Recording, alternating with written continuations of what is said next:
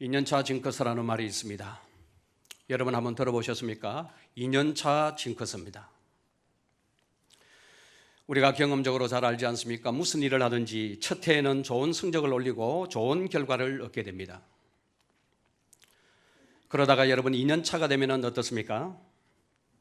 운동선수인 경우에는 상대 선수의 견제를 받게 되고 처음에 긴장감이 사라지면서 주춤하게 되고요. 그리고 슬럼프에 빠지게 되는 것을 보게 됩니다. 장사나 사업을 하는 경우도 여러분 마찬가지예요. 첫 해에는 어려움이 있어도 꿈을 가지고 시작을 했기 때문에 버텨나갑니다. 어떤 어려움이 몰려와도 꿈을 가지고 열정으로 시작을 한 사업이요 장사이기 때문에 그 어려움에 함몰되지 아니하고 잘 버텨나가는 것을 보게 됩니다. 그러다가 2002년 차에 들어서면서 어려움이 반복되고 별로 나아지는 것이 없으면 열정은 식어지고 정말 이 일을 계속해야 되나 말아야 되나 하는 것을 고민하면서 슬럼프에 빠지게 되는 것을 또한 보게 되는 것이죠. 이런 경우를 우리는 2년차 징크스라고 말을 합니다. 제가 알고 있는 한 목사님이 2년 전에 대구 변방에 있는 한 지역에서 상가를 얻어 개척을 했습니다. 1년 차에는 초심이라는 것이 있지 않습니까? 대단한 열심을 내었습니다. 금방이라도 교회가 부흥될 것 같았습니다. 그분의 열심, 그분의 열정, 그분이 그리고 있는 교회에 대한 환상과 꿈, 그것 생각하면은 금방이라도 교회가 부흥될 것만 같았습니다. 그러다가 2년 차에 접어들면서 별다른 변화가 보이지 않자 처음에 열심은 다 사라지고요. 슬럼프에 빠져 고민하고 있는 것을 지금 제가 보고 있는 것입니다. 이 2년차 징크스는 누구에게나 찾아올 수 있는 어떻게 보면 질병이라고 볼 수가 있습니다. 그렇기 때문에 이런 상황을 만나게 되었을 때 어떻게 2년차 징크스를 잘 극복하느냐가 성공과 실패를 가늠하는 관건이 될 수가 있다는 것입니다. 저는 이것이 신앙생활에도 그대로 적용이 된다고 생각을 합니다. 여기 앉아 계신 분들은 다 경험을 해보았을 것입니다. 우리가 처음 예수님을 믿었을 때 얼마나 좋았습니까? 예배가 기다려지고요. 콧노래가 나오고요. 감사가 있고요. 얼마나 여러분 충만했습니까? 이런 감정을 죽을 때까지 가지고 가면 얼마나 좋겠습니까? 그런데 얼마 못 되었어요. 신앙생활에도 2년차 징크스가 찾아오더라는 것입니다. 그때 그 열심은 온데간데 없고 주일날이 죽일 날이 되어버리는 거예요. 왜 주일날 교회에 옵니까? 안 오면은 찝찝하니까요. 안 오면은 하나님께서 벌 주실 것 같으니까요. 이제 감사도 사라지고 회의가 찾아오고 가슴은 얼음같이 차갑습니다. 이것은 여러분 영적인 슬럼프에 빠지게 된 것이지요. 이럴 때 여러분 우리가 영적인 회의와 영적인 침체와 갈등을 어떻게 극복하느냐가 중요하다는 것입니다. 오늘 이 본문의 말씀을 보시면 그 유명한 세례 요한에게도 어려움이 찾아오게 됩니다. 세례 요한에게도 신앙의 회의와 갈등이 찾아오게 되었단 말이에요. 여러분 세례 요한이 누구입니까? 주님의 길을 예비하기 위해서 하나님이 보내신 선지자입니다. 하나님의 말씀을 증거하는 열정적인 설교자였습니다. 예수님께서 자기에게 나올 때 뭐라고 외쳤습니까? 보라, 세상 죄를 지고 가는 하나님의 어린 양이로다라고 외쳤던 하나님의 종이었습니다. 성령 충만했고요. 말씀 충만하였던 신실하신 하나님의 일꾼이었습니다. 이렇게 여러분 확고한 믿음을 가지고 있었던 세례 요한인데요. 무슨 영문인지 모르지만 황당한 질문을 던지는 것을 오늘 이 본문의 말씀을 통해서 보게 됩니다.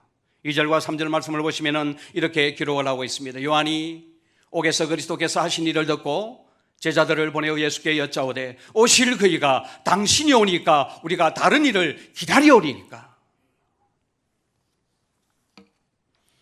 여러분, 충격적이고 너무나도 도발적인 질문이에요. 얼마 전까지만 해도요, 예수님을 보고서는 세상 죄를 지고 가는 하나님의 어린 양이라고 외쳤지 않습니까? 예수님이 메시아인 것을 확고하게 알았고, 이 예수님은 하나님께서 보내신 하나님의 어린 양이라는 그 믿음, 그 중심을 가지고 목소리 높여서 외쳤던 사람이 바로 세례 요한이었습니다. 그런데 여러분, 지금 이게 뭐예요? 다른 사람도 아닌 세례 요한이요, 지금 이런 질문을 던지고 있는 것입니다. 당신이 그리스도가 맞느냐, 아니면 우리가 그리스도를 기다려야 되느냐, 이런 질문을 감옥 속에서 제자들을 보내어서 던지고 있다는 사실입니다.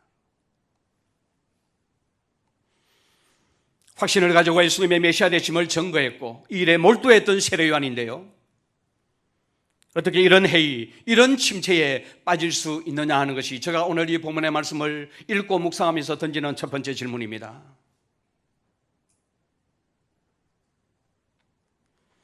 저는 오늘 이 본문의 말씀을 읽고 묵상을 하면서 깨달은 것이 하나 있습니다. 그것이 무엇인가 하면은 이게 바로 인간이구나 하는 생각을 지울 수가 없더라는 것입니다. 세례 요한이 여러분 신앙의 해이와 침체에 빠져버렸어요. 그가 확신을 가지고 증거했던 예수 그리스도에 대한 믿음이 사라지고 있습니다.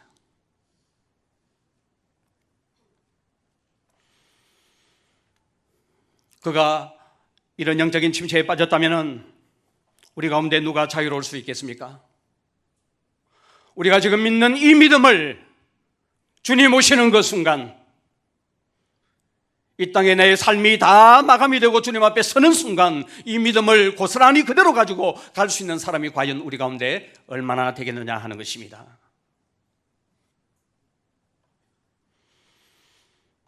세례 요한의 무너짐을 보며 세례 요한이 가지고 있는 영적인 침체와 회의를 묵상하면서 영적인 침체는, 영적인 회의는, 영적인 방황은 누구에게나 찾아올 수가 있구나 하는 것을 저는 깨닫게 되었습니다. 저는 오늘 이 본문의 말씀을 묵상을 하면서 왜 세례 요한이 신앙적인 회의와 침체에 빠지게 되었는지를 먼저 분석을 해보자 하는 것입니다. 같이 한번 분석을 해보았으면 좋겠습니다. 세 가지로 저는 분석을 했습니다. 첫째는요, 세례 요한이 생각하는 그 메시아관이 있지 않습니까? 세례 요한이 생각하는 그 메시아관과 실제 예수님의 모습이 달랐기 때문이라는 것입니다. 여러분, 세례 요한이 생각하고 있는 메시아관은 어떻습니까? 한 줄로 요약하려면 타작마당에서 키를 들고 타작하는 농부의 모습이에요. 머릿속에 여러분 상상을 한번 해보십시오. 타작마당이에요. 추수한 그 곡식들을 내려놓고 키를 들고 타작하는 농부의 모습이요. 알곡과 가라지를 다 갈라내지요. 엄청난 능력을 가지고 세상을 심판하는 그런 메시아관을 세례 요한이 가지고 있었다는 것입니다. 이런 메시아라면 어떻게 해야 합니까? 불의한 이 로마 정권을 심판하고 자기 조국 이스라엘을 해방시켜야 되지. 힘 있는 모습으로 나타나야 되지. 물리적으로 능력을 행사하는 모습으로 나타나야 되지. 이것이 세례 요한이 가지고 있었던 메시아관이라는 사실입니다. 그런데 예수님이 하시는 일을 가만히 듣고 보니까요, 이런 메시아하고는 거리가 너무나 먼 거예요. 불의한 정권을 심판하고 자기 조국 이스라엘을 해방시키기는커녕 이런 일에는 관심이 없어요. 맨날 병자 찾아다니고 하류계층인 죄인들과 창기들과 어울리는 그 모습을 보면서 영 아니다라는 생각이 든 것입니다. 이런 차이가 세례 요한에게 영적인 해이와 침체를 가져왔다는 것입니다. 그래서 감옥에 있으면서 제자들을 보내어서 예수님에게 이 질문을 던지는 거예요. 당신이 그리스도가 맞습니까? 당신이 하나님이 보내신 메시아가 맞습니까? 아니면 우리가 다른 그 메시아로 오실 그 사람을 기다려야 됩니까? 이런 질문을 던지고 있는 것입니다. 여러분, 오늘도 마찬가지입니다. 세례요한처럼 자기 생각만 가지고 교회를 규정하고 교회를 재단하는 사람에게 꼬리표처럼 따라오는 것이 바로 신앙적인 해이와 침체라는 것입니다. 교회는 이래야 된다는 거예요. 자기 나름대로 확고한 교회관을 가지고 있습니다. 예수님은 내 삶에 이런 분이 되어야 된다는 거예요. 예수님이 보여주신 예수님의 삶을 묵상하고 그걸 받아들이는 것이 아니라 자기가 생각해서 예수님은 내 삶에 이런 분이 되어야만 한다. 자기중심적인 예수님 상을 가지고 있는 것이지.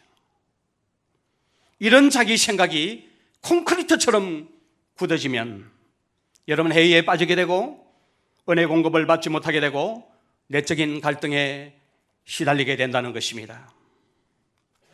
저는 저와 여러분들에게 부탁을 드립니다. 자기 생각에 몰두하지 마시길 바랍니다. 자기 생각을 내려놓으시기를 바랍니다.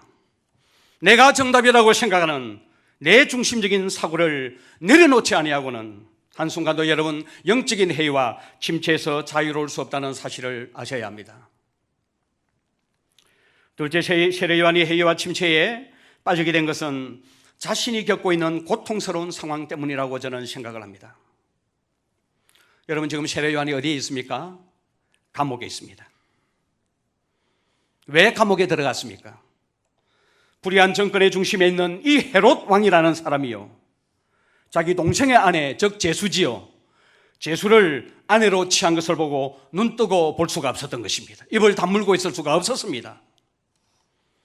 그래서 그 부귀리를 고발하고 정죄했습니다. 이것 때문에 세례요한이 감옥에 투옥이 되었습니다. 여러분 이런 상황에서 세례요한에게 어떤 기대감이 있었을까요? 불의한 정권을 무시하지 아니하고 옳은 일을 했기 때문에 정말 예수님이 메시아시라면, 정말 예수님께서 왕권을 가지고 오신 메시아시라면 분명히 감옥에서 구해주기를 그는 기대했을 것입니다. 그런데 여러분 아무리 기다려도 그런 일은 일어나지 않았습니다. 그러니 여러분 낙심이 되고 해이에 빠지게 되고 정말 당신이 그리스도가 맞는지 한번 대답을 해보라고 자신의 제자들을 예수님에게 보내어서 질문을 던지고 있지 않습니까? 여러분 오늘도 이런 비슷한 일들이 우리 삶 가운데 얼마나 많이 있습니까? 나는 하나님의 말씀대로 살았고 믿음으로 살았는데 나아지는 것은 아무것도 없고 상황이 자꾸만 더 안 좋아진다면 뭐가 찾아오게 되면 회의가 찾아오게 되고 침체에 빠지게 되는 것이지. 내가 이렇게 믿음으로 살았고 하나님의 말씀대로 살았다면 내가 이런 어려운 상황에 있을 때 주님이 찾아오셔서 말씀이라도 해주셔야 되고 그 어려운 상황을 풀어주셔야 되지. 그때 침묵하시고 말씀하지 아니할 때 우리는 똑같은 세례요한이 앓고 있는 영적인 질병을 앓을 수가 있다는 이 말입니다. 해가 찾아오게 되죠. 영적인 침체에 빠지게 되는 것이지. 여러분들이 이런 적은 없었어요? 하나님의 말씀대로 살았으면 복을 받아야 되고 문제가 해결되고 좋은 일만 생겨야 되는데 문제는 그대로 있고요, 상황이 좋지 못한 방향으로 계속해서 흘러가고 있다면 정말 하나님이 살아계시는지, 하나님은 날 사랑하시는지, 나의 어려운 형편과 고통을 보고 계시는지 의구심이 생겨나게 되는 것이지. 이런 경우 계속해서 교회에 출석해야 합니까? 이런 경우 계속해서 예수님을 믿어야 합니까? 절로 가야 합니까? 사람은 이렇게 어려운 환경 속에서 내가 기대했던 그 기대감이 무너지게 되면 영적인 해이가 찾아오고 영적인 침체에 빠지게 된다는 사실입니다. 웃음이 사라져요. 표정이 별로 안 좋아요. 그러면서 영적으로 방황하게 되는 것을 보게 되는 거죠. 셋째, 왜 세례요한이 이런 해이에 빠지게 되었는가? 예수님과의 인격적인 만남의 부재가 난 결과라고 저는 분석을 합니다. 성경을 보면은 우리 예수님과 세례요한이 자주 만났다는 기록이 별로 없어요. 광야에서 한번 만납니다. 요단강에서 세례를 베풀 때 만난 기록밖에 없습니다. 더군다나 지금 세례요한은 어디에 있습니까? 감옥에 있습니다.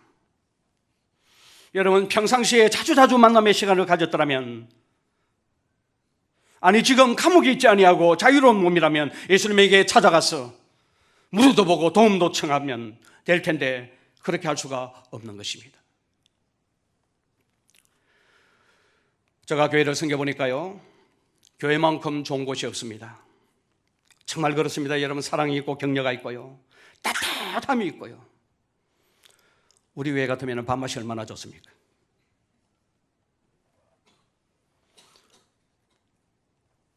아버지를 떠나보낸 우리 김은주 집사님요, 우리 교회에서 그렇게 활동적으로 일하시는 분이 아니십니다. 그래서 저는 그저께 문상을 갔을 때 말이죠, 우리 교역자들 밖에 가지는 않을까? 우리 장로님들은 어리 잘 오시니까 장로님들과 우리 교역자들만 갈 것이다, 그렇게 생각을 했습니다. 그런데 한차가 되었습니다. 그리고 그날 밤에 성룡차로 여러 대가 이동했다는 이야기를 제가 들었습니다. 이만큼 사랑이 있는 곳이 교회예요. 나눔이 있는 것이 교회고요, 함께 울고 함께 웃어주는 교회가 바로 교회입니다. 교회만큼 좋은 곳이 없습니다. 그런데 또 한편요, 교회만큼 오해도 많고 불신도 많은 곳도 없다는 것을 보게 됩니다. 여러분, 왜 이런 일이 생길까요? 여러 가지로 분석할 수 있지만 오늘 이 본문의 말씀을 중심에서 제가 분석을 한다면, 왜 교회 안에 오해가 생기고 왜 교회 안에 이런 불신이 생길까? 교제가 없고 만남이 없기 때문에 그렇다, 이렇게 저는 분석을 합니다. 만남이 없으니까요. 그 사람을 잘 알지 못하니까요. 그 사람의 평소의 모습이 그러는데요, 인상이 좀 안 좋다 해가지고 내한테 악감정을 가지고 있다, 이렇게 얼마든지 오해하게 되고 그 사람에 대해서 불신의 감정을 가질 수가 있다는 것입니다. 사실 여러분, 만나서 이야기를 해보면 아무것도 아니에요. 시간 중묵기입니다. 아무런 문제도 아닌데 자기 생각 속에서 만남이 부재하고 교제가 없다 보니까 얼마든지 오해할 수 있는 곳이 바로 교회다 하는 것을 저는 목회하면서 경험적으로 알고 있습니다. 제가 노예 일을 하면서 이때까지 한 번도 가까이서 교제를 해보지 않았던 분들과 일을 하게 되었습니다. 그 중에 한 분이 바로 마산 성산교회 김도건 장로님이십니다.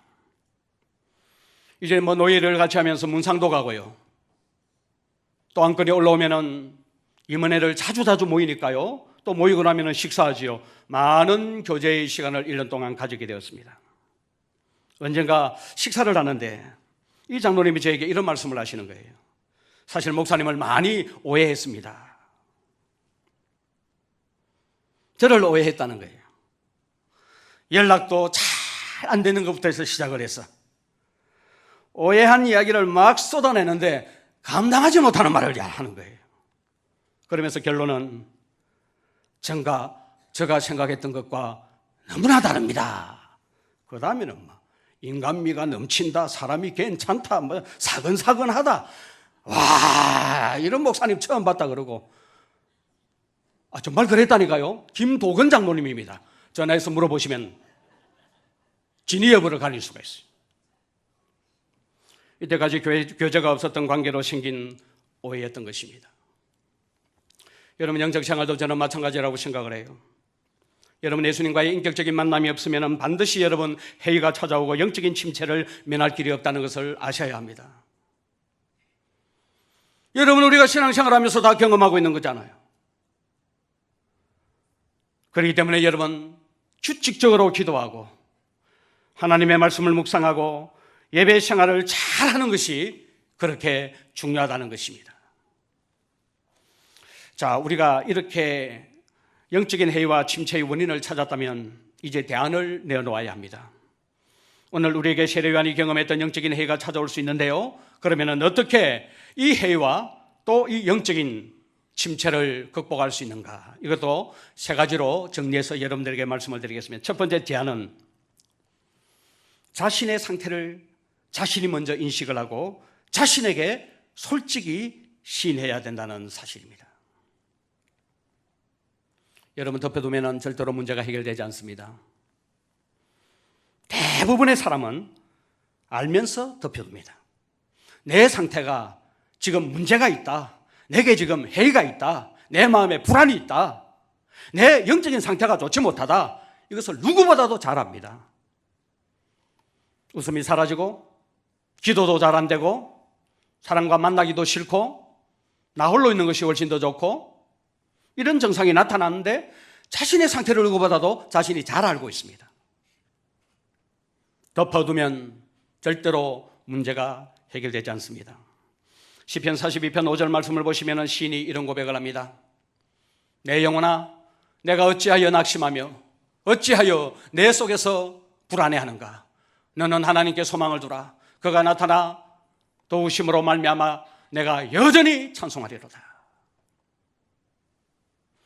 여러분, 지금 시인의 기함이 무엇입니까? 내 속에서 일어나고 있는 이 낙심, 내 속에서 일어나고 있는 이 불안을 그대로 방치해 두지 않습니다. 자신을 향하여서 선포합니다. 어찌하여 낙심하며 어찌하여 내 속에서 불안해하는가. 자신이 안고 있는 문제를 그대로 방치해 두지 않습니다. 여러분, 모든 문제의 해결의 출발점은 여기서부터 출발이 되는 것입니다. 자신을 솔직히 인정하고 자신을 솔직히 드러내는 데서 문제 해결의 출발점이 생기게 된다는 것입니다.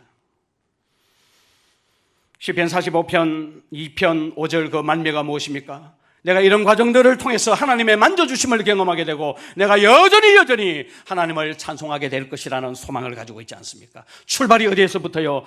어찌하여 낙심하며 어찌하여 내 속에서 불안해하는고, 내 자신을 정확하게 알고 분석하는 것, 이것이 너무나도 중요하다는 것을 오늘 시편 기자가 고백을 하고 있는 것입니다.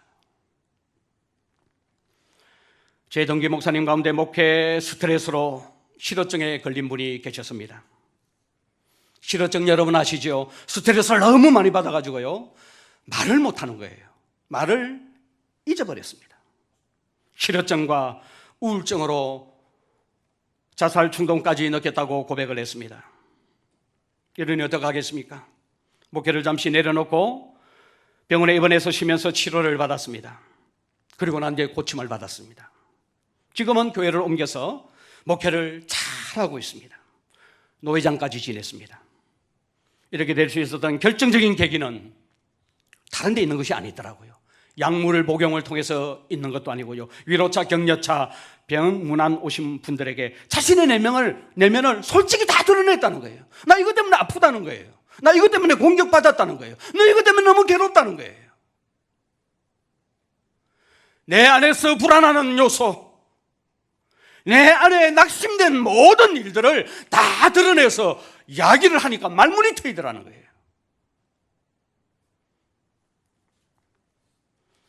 웃다가 병든 사람들이란 말을 여러분 들어보신 적이 있습니까? 웃다가 병들었대요. 실제로 여러분 있습니다. 감정노동자들에게 이런 병이 찾아온다는 것입니다.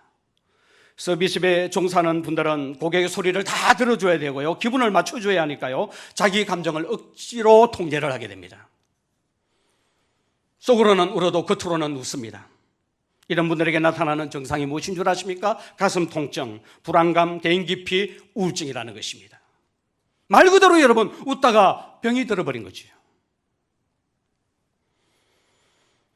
지금 심각한 영적인 질병을 알고 있음에도 불구하고 이 말 했다가는 체면 구길까봐 의외로 교회 안에 위장이 많습니다. 포장이 많습니다. 안 그런 척하면서, 문제가 없는 척하면서 팔짱을 끼고 있는 분들이 있을 수가 있습니다. 자신의 약함과 어려움을 잘 이야기하지 않습니다. 안 그런 척하고 삽니다. 이러면 결국은 영적인 깊은 질병에 걸릴 수밖에 없다는 사실을 아셔야 합니다. 오늘 우리가 당면한 문제를 해결하는 첫 단추는 다른 데 있는 것이 아닙니다. 내 내면을 솔직하게 드러내는 데 있다는 것입니다. 나 아프다는 거예요. 나 지금 고통이 있다는 거예요. 나 지금 낙심하다는 거예요. 나 지금 불안하다는 거예요. 이것을 솔직히 드러내는 데부터 영적인 치료가 시작된다는 사실을 기억하셔야 합니다. 여러분, 의심이 생겨도 괜찮습니다.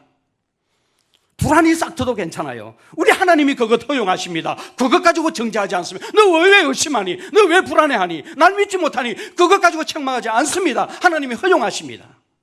문제는 감추는 것입니다. 안 그런 척하고 덮어두고 사는 이것이 문제입니다. 여러분 부부간의 갈등도 마찬가지 아닙니까? 터놓고 이야기하는 데부터 문제가 해결의 단초가 마련되는 거예요. 쌓아두면 병이 되는 거예요. 더 불신이 싹 트는 거예요. 그래서 나중에는 결국은 파혼까지 가는 것을 보게 되지 않습니까?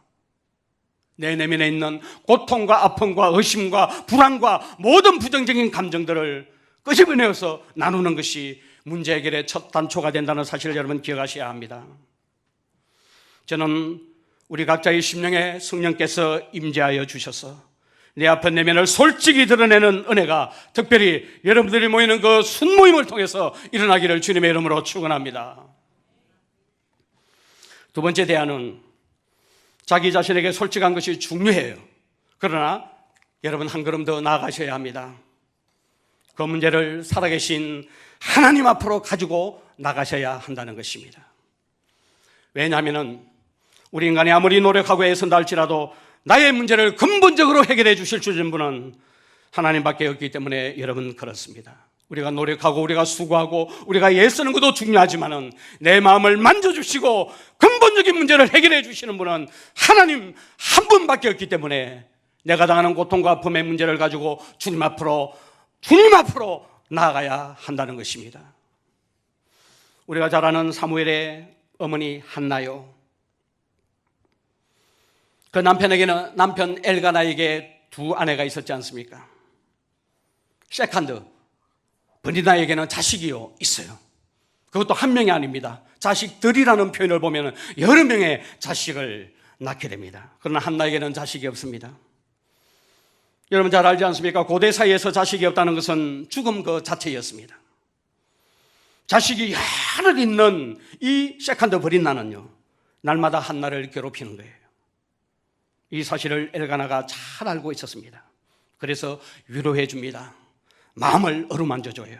용돈도 더 많이 주고요. 최선을 다해서 섬겨줍니다. 귀한 모습이죠. 그런데 여러분 이것이 한나가 가지고 있는 근본적인 문제를 해결해 주지 못합니다. 이런 상황에서 이 한나의 귀함이 무엇입니까? 자신의 문제를 가지고 하나님 앞에 나아가는 것입니다. 더 이상 번인나를 상대하면서 인생의 에너지를 소모하지 아니하고 그 사람 상대하면서 싸우지 말고 사람 상대하지 아니하고 거기에 인생의 에너지를 쏟지 말고 어떻게 합니까? 그 상한 마음, 찢긴 마음을 가지고 하나님 앞에 나가서 그가 기도했다는 거예요. 기도를 통해서 하나님께서 전무후무한 사무엘을 자식으로 얻게 되는 것을 우리는 보고 있습니다. 이것이 여러분 한나의 기함입니다. 언젠가 설교 중에 한번 이야기를 한 것 같은데 이런 간증이 있습니다. 섬기는 교회가 위기를 맞은 젊은 목사님이 계셨습니다. 교회가 너무너무 어려워졌습니다. 그러던 차에 시장에서요 7살 난 딸 아이를 잃어버렸습니다. 막 아이의 이름을 막 부르면서 막 시장을 돌아다니는데 도저히 찾을 수가 없습니다. 밤이 깊어가는데 아이는 보이지 않습니다. 이제 진짜 이 딸을 잃어버렸나 보다 하고 낙심하고 있는데요 딸이 울고 다니는 것을 아는 분이 보고 찾아주었습니다. 딸 애를 만났을 때 반갑고 얼마나 안심이 되든지 그러면서 한편으로는 화가 나는 거예요. 그 딸아이를 보면서 목사님이 막 소리를 지르면서 야단을 쳤습니다. 혹시 아빠를 잃어버리면 가만히 그 자리에 있으라고 했잖아. 이렇게 울고 다니면 아빠가 어떻게 널 찾니? 너 정말 잃어버릴 뻔했잖아. 목사님이 이 경험을 하면서 딸의 행동이 꼭 자기의 모습을 보는 것과 같았다는 것입니다. 교회가 어렵다고 눈물 흘리면서 이렇게 방황하고 돌아다니면 내가 널 어떻게 도와주니? 주님의 음성이 들리더라는 것입니다. 사랑하는 여러분, 인생의 길목에서 이런저런 문제를 만났을 때 이곳저곳 돌아다니지 마시기를 바랍니다. 방황하지 마시기를 바랍니다. 사람 상대하지 말고 제자리를 딱 지키고 있으면서 하나님 상대하고 하나님께 눈을 맞추고 마음을 맞추고 기도의 자리로 들어가는 우리 모든 성도님들이 다시기를 주님의 이름으로 축원합니다. 주님을 찾으시기를 바라요. 주님께 기도하시기를 바랍니다. 그러면 하나님이 찾아주시고 회복의 은혜를 베풀어 주실 줄로 믿습니다. 마지막 세 번째 대안은 나의 생각을 하나님의 생각에 굴복시키는 것입니다. 제가 평소에 성경을 읽고 묵상을 하면서 보는 것 중에 하나가 바로 이것입니다. 성경의 역사가요, 마치 하나님의 생각과 사람의 생각에 싸움을 담아놓은 것과 같아 하는 느낌을 받을 때가 너무나도 많더라는 것입니다. 하나님이 말씀하시면 그 말씀을 받은 사람은 두 기로에 서게 됩니다. 나의 생각을 하나님의 말씀에 굴복시키느냐, 아니면은 내 소견에 옳은 대로, 내 편리대로 하나님의 말씀을 거부하고 반항하고 내 길로 가는 것이냐. 두 기로에 서게 됩니다. 여러분이 이렇게 해서 하나님의 생각이 이기게 되면은 그곳에는 하나님의 영광이 임하게 되지요. 하나님의 임재를 경험하게 되지요. 그런데 반대로 사람의 생각이 이기면은 어떤 결과가 나타나게 됩니까? 쓰디쓴 실패와 고통이 따라오는 것을 우리는 보고 있습니다. 대부분의 사람들이 가지는 딜레마가 뭔 줄 아면 셰르요한처럼 자기 생각이 다 옳고 정답이라는 것입니다. 그래서 확신을 가집니다. 그래서 내가 원하는 방식 형태로 되지 않으면 막 화가 나고 마음이 상하는 거예요. 그래서 여러분, 자기가 강한 사람이 어렵습니다. 자기가 강한 사람이 항상 문제를 끌고 다닙니다. 이사야서 53장 8절과 9절은 이렇게 기록을 합니다. 이는 내 생각이 너희의 생각과 다르며 내 길은 너희의 길과 다름이니라. 여호와의 말씀이니라. 이는 하늘이 땅보다 높은 같이 내 길은 너희의 길보다 높으며 내 생각은 너희의 생각보다 높음이니라. 여러분, 그 기억을 하십시오. 하나님이 하시는 일이 도무지 이해가 되지 아니할 때, 하나님이 내 삶 가운데서 행하시는 일들이 도무지 이해되지 않고 납득되지 아니할 때, 여러분의 생각을 고집하고 달려가기보다는 잠잠히 하나님을 기다릴 줄 알아야 된다는 것입니다. 하나님의 신실하심을 붙드셔야 한다는 것입니다. 바로 그때 우리는 하나님을 깊이 묵상해야 한다는 것입니다. 우리 모두는 다 형통한 삶을 살기를 기대하고 기도하고 있습니다. 그래서 저는 형통의 대명사로 불리는 요셉과 다니엘을 묵상해 봅니다.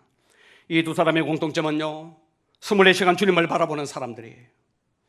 자기 생각을 따라 살지 않았습니다. 어떤 상황에서도 자기 생각을 항상 주님의 생각에 굴복시킨 사람들입니다.